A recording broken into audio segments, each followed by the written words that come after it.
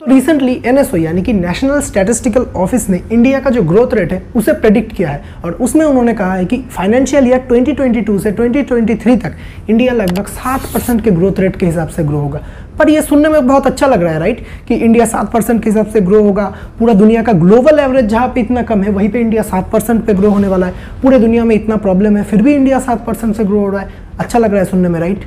Wrong, क्योंकि अगर हम इसी एनएसओ का प्रीवियस डेटा देखेंगे, जब कुछ मंथ पहले एनएसओ ने प्रेडिक्ट किया था कि इंडिया का ग्रोथ रेट 2022 से 2023 तक 8.7% होने वाला है इंडिया का जीडीपी ग्रोथ रेट। अब सुनने में कैसा लग रहा है? यही सोच रहे हो ना कि इंडिया का ग्रोथ रेट कुछ ही महीनों में 1.7% से कैसे गिर गया।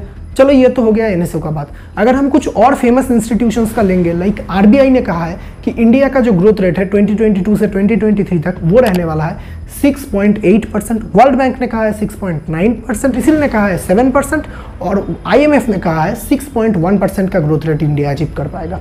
तो मेरा सवाल यह है, कुछ मंथ पहले जहाँ पे सब कुछ ठीक ठाक था, अचानक से ऐसा क्या हो गया कि इंडिया का ग्रोथ रेट इतना ज़्यादा श्रिंक हो रहा है? तो वही हम जानेंगे आज के इस वीडियो में कि why India's GDP growth is shrinking.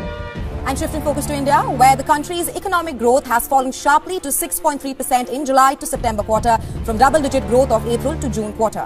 The elevated inflation and global pressures stemming from Russia's war in Ukraine has taken its toll on the economic engines in the country. India achieved a growth rate of 13.5% in April to June quarter, the fastest rate among emerging economies. तो India का growth rate इतना shrink क्यों हो रहा है, ये समझने के लिए सबसे पहले हमें समझना पड़ेगा कि जीडीपी होता क्या है। देखो बिल्कुल सिंपल से बताता हूँ। मान लो इंडिया ये चार्जर और ये चार्जर, ये दोनों चार्जर पूरे साल भर में प्रोड्यूस करता है, दोबारा कुछ नहीं प्रोड्यूस करता।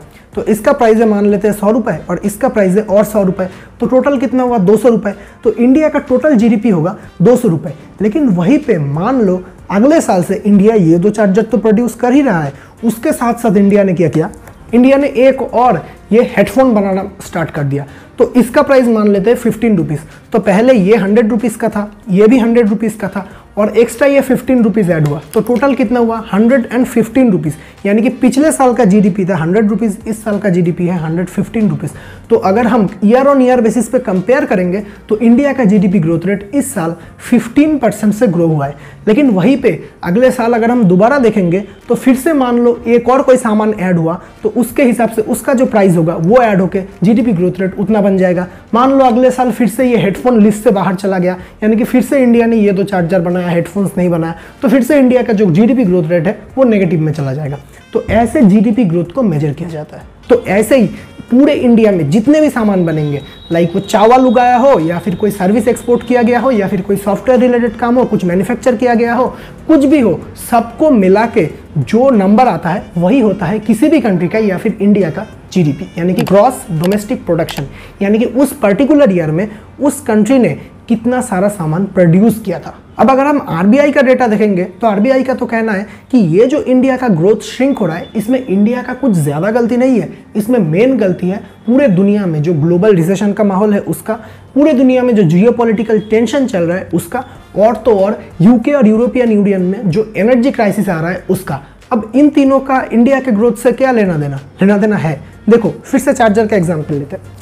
मान लो ये चार्जर है, इसमें बहुत सारा चीज़ यूज़ होता है, लाइक ये प्लास्टिक यूज़ होता है, उसके बाद ये जो मेटल है ये यूज़ होता है, इसके अंदर कॉपर का वायर है वो यूज़ होता है, ये कहीं ना कहीं पे मैन्युफैक्चर होता है, फिर तो जाकर ये चार्जर एक बनता है ना। तो अब मान लो इसमें जो प्लास्टिक यूज़ किया जा रहा है वो आ रहा है यूके से, उसके बाद इसमें जो ये मेटल, ये स्टील टाइप का मेटल यूज़ किया जा रहा है ये आ रहा है यूएसए से। इसमें जो कॉपर यूज़ किया जा रहा है अंदर जिससे इलेक्ट्रिसिटी फ्लो हो सके वो आ रहा है रशिया से। और ये जो पूरा चार्जर, इन सारे चीज़ों को असेंबल करके जो चार्जर मैन्युफैक्चर किया जा रहा है ये हो रहा है चाइना में। अब देखो जैसे ही जियोपॉलिटिकल टेंशन आ रहा है, यानी कि रशिया ने यूक्रेन पे अटैक कर दिया है, तो पूरा वेस्टर्न कंट्रीज और तो और यूएसए ये सब मिलकर रशिया को सैंक्शंस कर रहे हैं कि हम तुमसे ये नहीं खरीदेंगे, वो नहीं खरीदेंगे। अब इतना सब कुछ खरीदेंगे नहीं तो उस चीज़ को हम किसी और कंट्री से लेना पड़ेगा।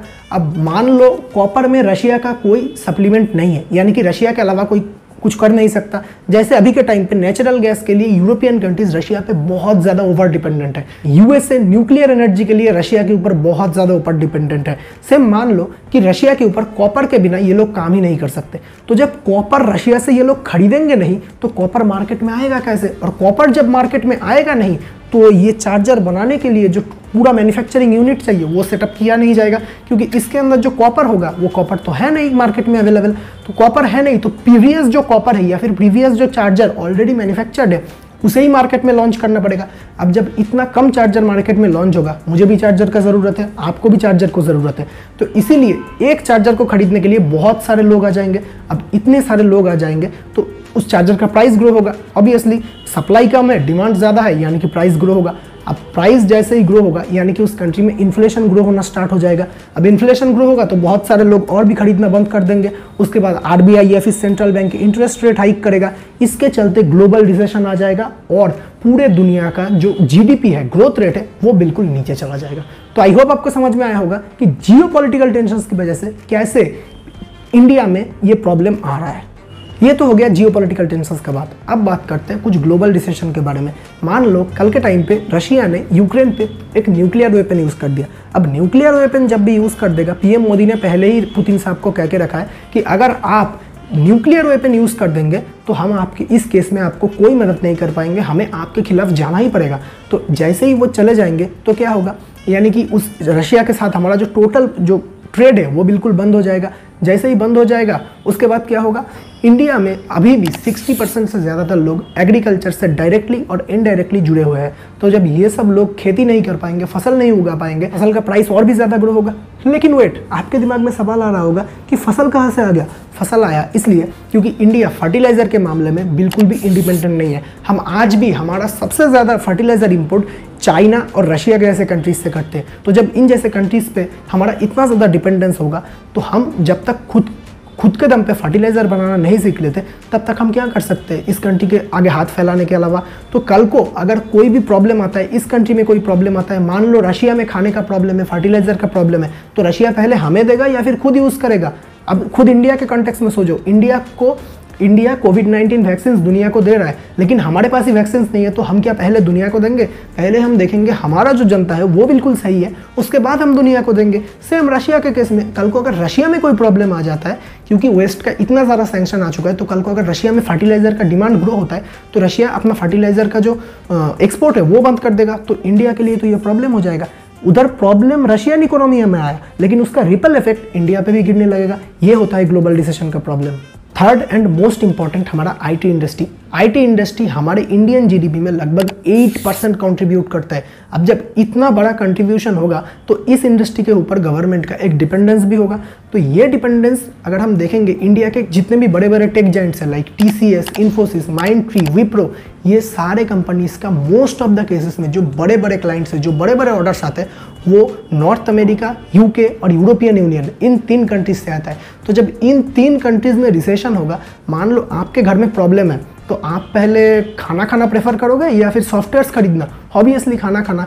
तो इसीलिए जितने भी फॉरेन के कंपनीज है वो अपना सॉफ्टवेयर का यूजेज बहुत ज़्यादा कम कर देंगे, क्योंकि मोस्ट इंपॉर्टेंटली सॉफ्टवेयर का यूजेज ये लोग बंद नहीं कर सकते जब तक बैंकरप्ट नहीं हो जाता है। इसीलिए सॉफ्टवेयर का यूजेज बंद तो नहीं होगा, यानी कि इन कंपनीज का प्रॉफिट बंद तो नहीं होने वाला, लेकिन इन कंपनीज के प्रॉफिट के एक बहुत ज़्यादा पोर्शन चला जाएगा, क्योंकि वहाँ पे रिसेशन है। तो वो लोग बिल्कुल सोच समझ के अपना पैसा इन्वेस्ट करेंगे। लाइक जहाँ पे वो लोग पहले सोच रहे थे कि यार एक और सॉफ्टवेयर ले लेता हूँ ताकि बिजनेस करने में थोड़ा और आसानी हो जाए, अभी वो सोचेगा अभी इससे काम तो चल रहा है, चलने दो। उसकी जगह हम क्या करते हैं, हम थोड़ा सेविंग्स कर लेते हैं या फिर खाना खा लेते हैं, कुछ जो रिसेंट प्रॉब्लम है उनसे टैकल कर लेते हैं। तो जब इंडियन कंपनीज को ऑर्डर नहीं मिलेगा तो ये लोग एक्सपोर्ट नहीं कर पाएंगे। एक्सपोर्ट नहीं करेंगे तो वो जो सर्विस एक्सपोर्ट होने वाला था, जो जीडीपी में काउंट होने वाला था, वो जीडीपी में काउंट नहीं होगा।